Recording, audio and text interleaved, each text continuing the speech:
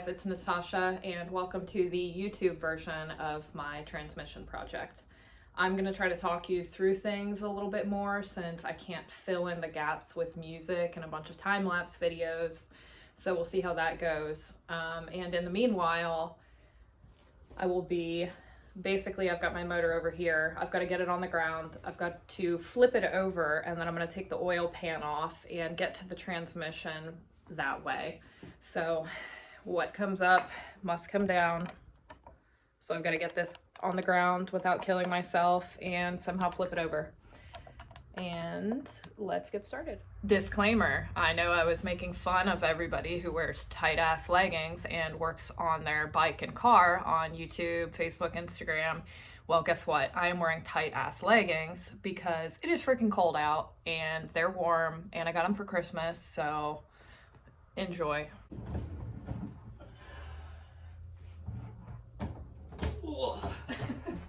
She's a heavy girl, but actually not that heavy. Get my proper deadlift position here and drop her down. Not too bad.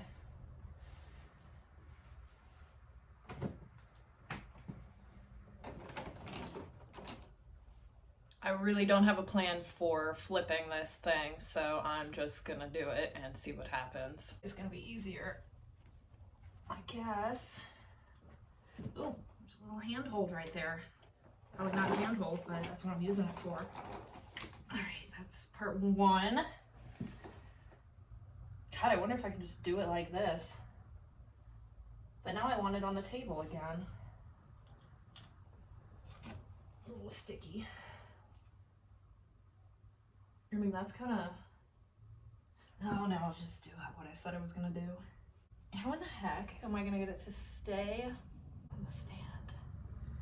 You know what, I should have flipped it on this side. I probably could have just left it on that side if I had done it that way to begin with.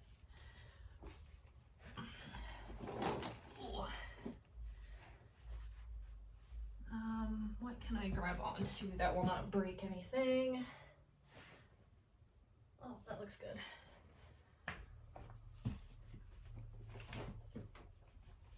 Poor baby. Gentle, gentle.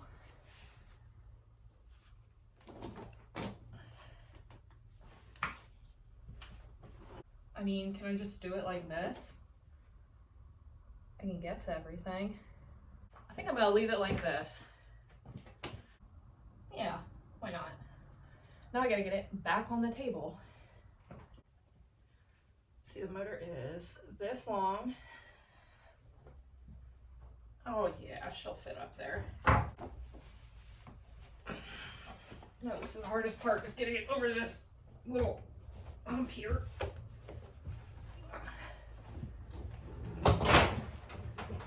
All right, we have an oil pan. Since I'm kind of OCD about things, this thing's pretty dirty, so I'm gonna clean it off with this 12-year-old simple green or whatever it is. Normally I'd be like jamming out to music right now, but then I know YouTube wouldn't let me put the video on because of copyrights. So I get to sit here and listen to myself talk instead. So that's just one of the many sacrifices that I've had to make for this project. I don't know if you guys know this, but it's one thing to just work on your bike. It is another thing entirely to record the process. One, I have to make sure I'm not just sitting here looking homeless, as much as I really don't care what anybody else thinks. And two, I have to take the time to adjust the camera, say things. Inevitably, I'm going to say something stupid and I'll have to re-record it a million times before I don't sound like a bumbling idiot. And sometimes it's just a pain to set everything up and record when you just kind of want to sit here and work on your bike. So sometimes can be hard to get like the motivation to come and work on it, because I know I have to look presentable and record the whole thing for everyone. So sometimes that kills my motivation. I'll be grateful for the day when I can just work on things and didn't promise everybody I would sit here and tell you what I'm doing. But for now, here we are. Now there's like some duct tape residue on here that I'm trying to get off, because when I was draining my oil, I wanted to let it drain for a very long time, but I have cats and I didn't want them to get into any oil that I was just like letting sit in my garage. So I duct taped a like plastic cup under my drain plug, and unfortunately the duct tape has left residue all over. Not that it matters, but again, I'm just kind of particular about how I do everything. Sorry, that's my furnace kicking on. It's the other thing about changing to YouTube. You can hear all these little noises now that my garage naturally makes. It's really not coming as clean as I would like. I have a little scrapey tool that I use for doing my body work, but by the time I find it and dig it out, I will have this done. I don't know if you guys can see what I'm doing here. This is really stupid, but it's just this residue I'm trying to get off. But it has absolutely nothing to do with replacing my transmission, but I'm doing it anyway. Part of the reason I like to work on my own bike is because I get the chance to do stupid little things like this and clean everything and take my time with it, as opposed to just paying somebody who is ultimately just going to ignore this. All done. Just this little piece. So that's one benefit to doing it myself. The other benefit is I can't really afford to send a motor out to somebody to have them work on it. Get this little residue off. It's not perfect, but it'll do. All right, time to take this bad boy off.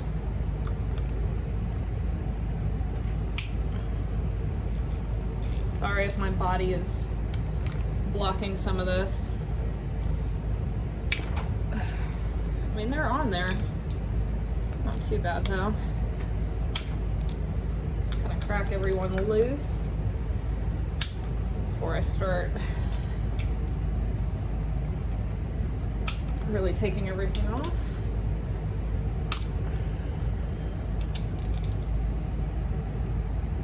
This is my half-assed star pattern.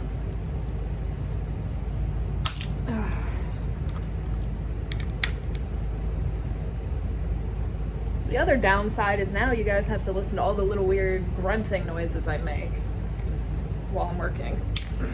Like that. Okay, I think they're all cracked. Oh, I forgot one. Or two.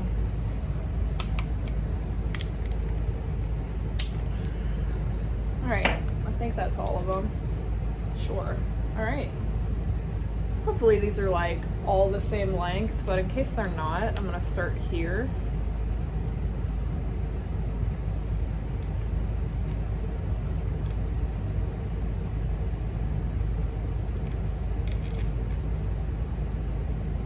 One, two, these are the same length.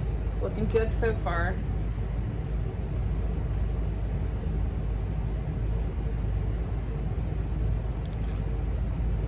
I'm excited to pull this thing off and see what she looks like on the inside. So far, these are all the same length.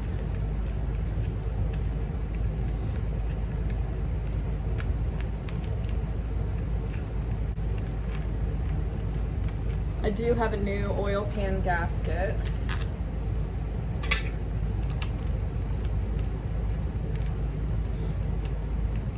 So I can actually replace that.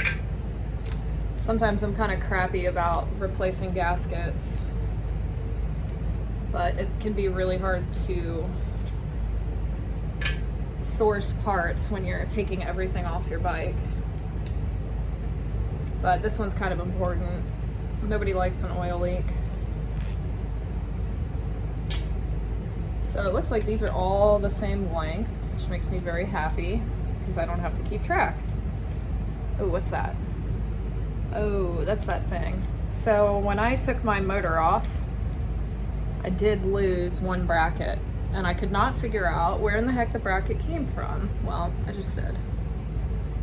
Thankfully, it's nothing important, and I'm gonna consider it a win to only have broken one thing.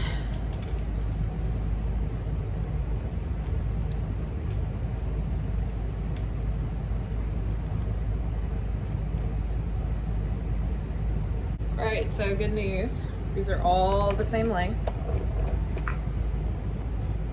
I've been using little plastic baggies to store everything, so I'm gonna get a bag for this and, oh, this one right here. And label it, oil pan. So that way I can stay organized. As you can see, I don't have a whole lot of room in my garage. And I actually have a bike out right now at the shop. It went out for a flash and tune a while ago.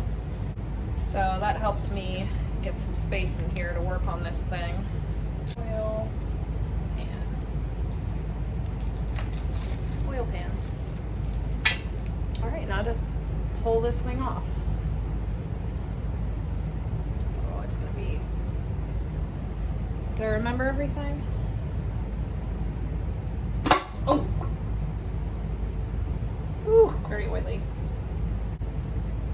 Oh, I can see my transmission. I'm so excited. I'm just cleaning the oil out here with a lint-free cloth, I hope. Oh gosh, would you look at that? Beautiful.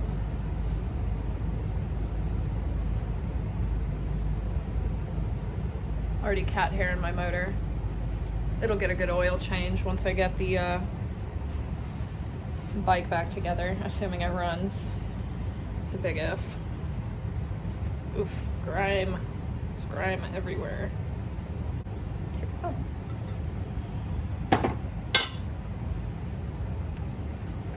Take you guys in for a closer look here.